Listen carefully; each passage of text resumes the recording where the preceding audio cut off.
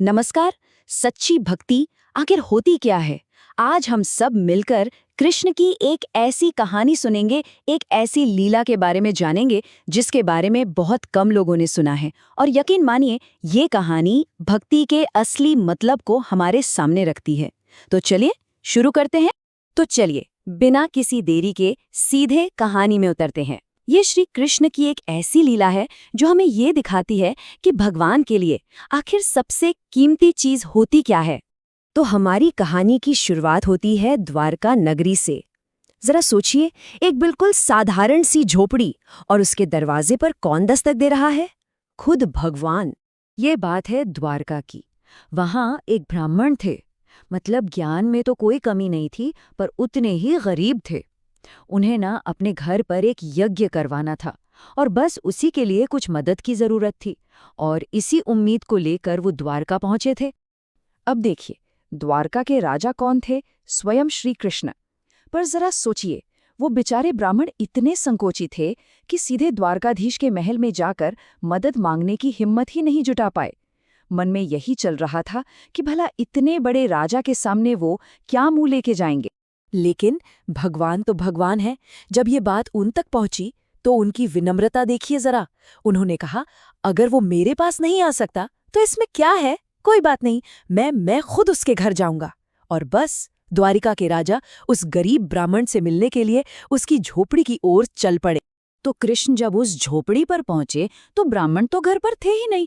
वहां मिली सिर्फ उनकी पत्नी। अब देखिए, वो महिला हो सकता है कि पढ़ी लिखी ना हो, शास्त्रों का ज्ञान न हो, दुनियादारी की ज्यादा समझ न हो, लेकिन उनका दिल तो पूरी तरह से कृष्ण की भक्ति में डूबा हुआ था। और बस यहीं से कहानी का सबसे खूबसूरत, सबसे दिल को छू लेने वाला हिस्सा शुरू होता है। यहाँ हम देखेंगे कि भक्ति का सच्चा चढ़ावा, सच्चा भोग आखिर होता क्या है। अब उस भोली महिला ने कृष्ण को पहचाना नहीं। भाई, उन्होंने कभी देखा ही नहीं था उन्हें। उन्होंने तो बस उन्हें एक थका हारा मेहमान समझा और पूरे आदर और प्यार से उनका स्वागत किया। बस वही हमारी संस्कृति वाली बात, अतिथि देवो भव। उन्होंने बड़े ही भोलेपन से कहा, प्रभु, आप मेरे घर पधारे हैं, ये तो मेरा सौभाग्य है, पर मेरे पास तो आपको खिलाने के लिए कुछ भी नहीं है। बस ये एक सूखी रोटी का टुकड़ा है। अगर आप कहें तो मैं यही दे सकती हूँ। और सोचिए जरा, वो रोटी भी पूरी नहीं थी। वो तो बस एक सूखी रोटी का आधा टुकड़ा था। शायद उस घर में बचा हुआ आखिरी निवाला था वो। ये सिर्फ एक रोटी का टुकड़ा नहीं था, ये उस महिला का सब कुछ था, उसका सर्वस्व था जो उसने दे दिया।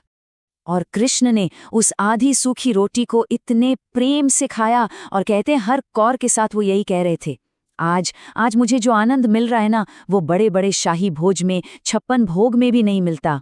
इससे साफ पता चलता है कि भगवान के लिए चढ़ावे की कीमत कुछ नहीं, सब कुछ तो बस भाव है, प्रेम है। अच्छा, इसके बाद क्या हुआ? इसके बाद जो हुआ वो कोई ढोल नगाड़े वाला चमत्कार नहीं था, नहीं।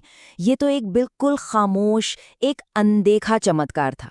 तो कुछ देर बाद जब ब्राह्मण वापस घर लौटे तो अंदर का नजारा देखकर उनके तो होश ही उड़ गए। द्वारका के राजा स्वयं श्री कृष्ण उनकी झोपड़ी में बैठकर सूखी रोटी खा रहे हैं।